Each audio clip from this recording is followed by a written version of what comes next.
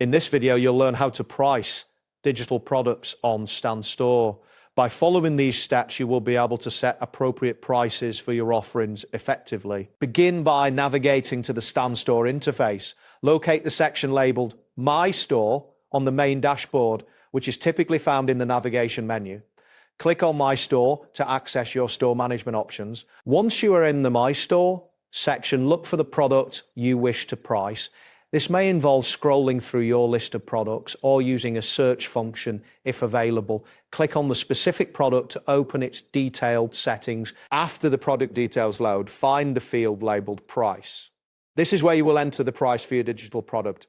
It is essential to consider your product type when determining the price to ensure it is competitive and reflects the value you offer. As a reference, templates and guides are typically priced between $9 and $29. While courses can range from $29 to $99.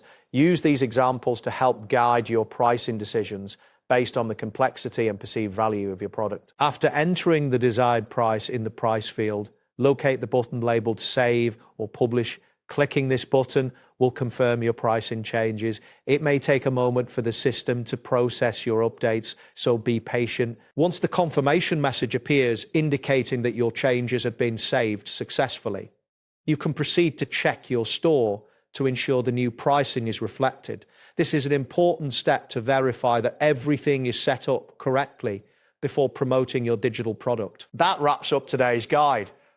Thanks for watching and catch you in the next tutorial.